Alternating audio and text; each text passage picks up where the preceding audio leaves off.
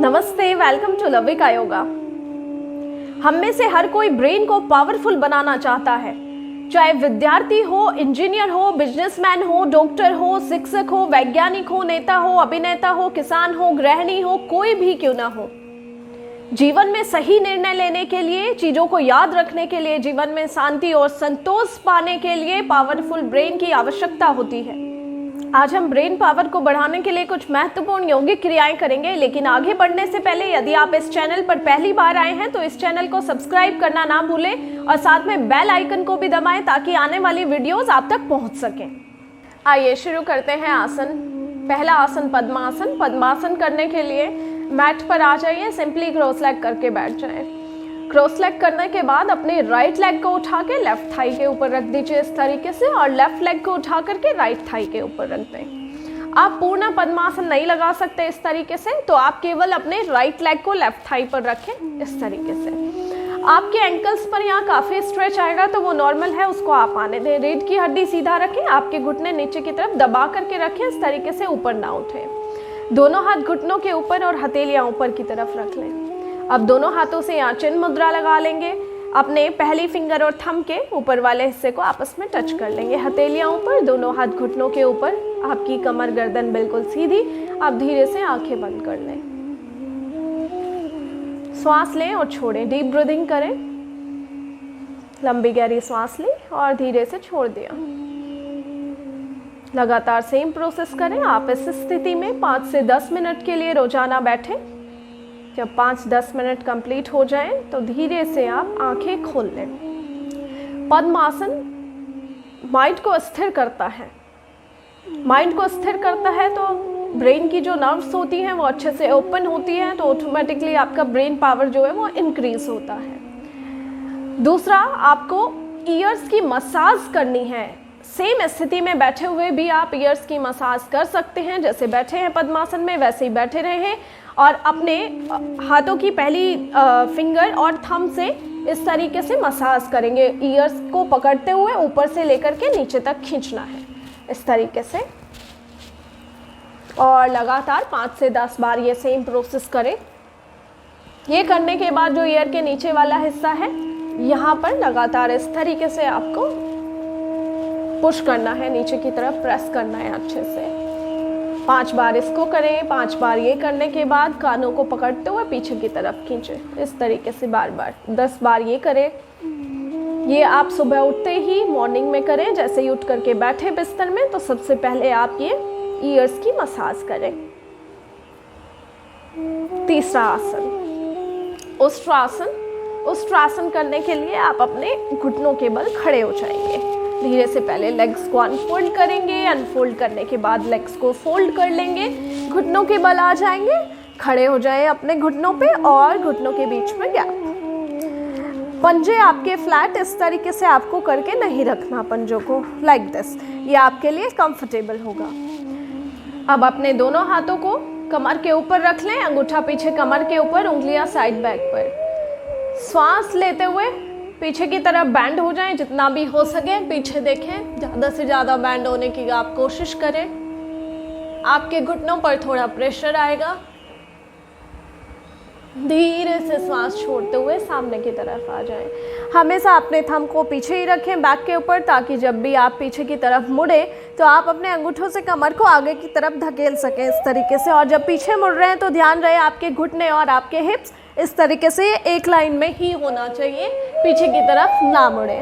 उष्ट्रासन में आप 1 मिनट के लिए होल्ड करें। 2 बार उष्ट्रासन को करें 1-1 मिनट के लिए होल्ड करते हुए। अगला आसन पर्वतासन। पर्वतासन करने के लिए यहीं से दोनों हाथों को यहाँ मैट के ऊपर रख दें इस तरीके से। धीरे से टोस को टक करते हुए घुटने सीधे, हिप्स अप टुवर्ड्स द सीलिंग। फिर आपकी एड़ियाँ मैट के ऊपर, लेग्स के बीच में बिल्कुल हल्का सा गैप रखें।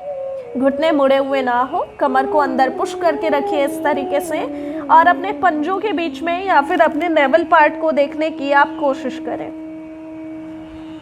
ध्यान रहे कमर को हमेशा अंदर की तरफ आपको पुश करके रखना है। आपके काफ्स पे, हैमस्ट्रिंग मसल्स पे थोड़ा स्ट्रेच आपको फील होगा। आपको आपके हार्ट और हेड की तरफ ब्लड फ्लो बढ़ता हुआ महसूस होगा। जैसे ही आपके हार्ट और हेड की तरफ ब्लड फ्लो बढ़ेगा तो आपके ब्रेन नर्व्स ओपन होंगी, ये नर्वस सिस्टम को स्ट्रेंथन करेगा, तो आपका ब्रेन पावर बढ़ेगा। धीरे से एक्सेल करते हुए दोनों घुटनों को नीचे रख दें और अपने हील्स के ऊपर बैठ जाएं।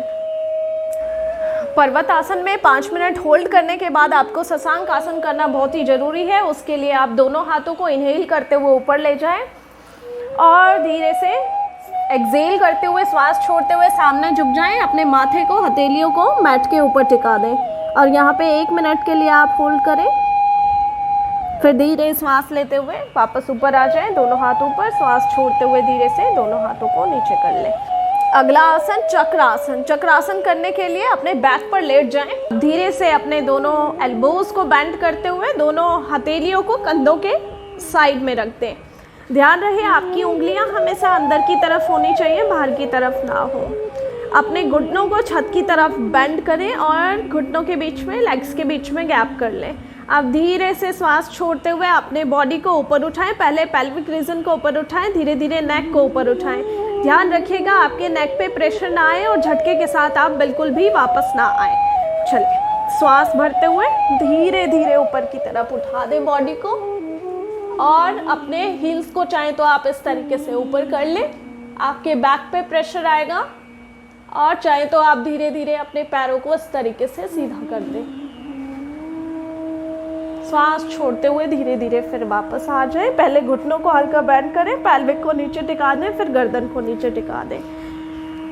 चक्रासन में झटके के साथ आप कभी भी वापस ना आए और आप इसमें केवल 10 से 15 सेकंड के लिए ही होल्ड रखें और फिर वापस आ जाएं। इसके तुरंत बाद आप शशांक आसन करें। श्वास लेते हुए दोनों हाथ ऊपर, श्वास छोड़ते हुए धीरे धीरे सामने झुक जाएं, दोनों हथेलियां मैट के ऊपर, फोरहेड मैट के ऊपर। 1 मिनट के लिए यहाँ आप होल्ड करें। फिर धीरे से श्वास लेते हुए ऊपर, श्वास छोड़ते हुए दोनों हाथ नीचे। अगला आसन सर्वांग आसन। सर्वांग आसन के लिए भी आप अपने बैक पर लेट जाइए, दोनों हाथ साइड में रखें थाइस के।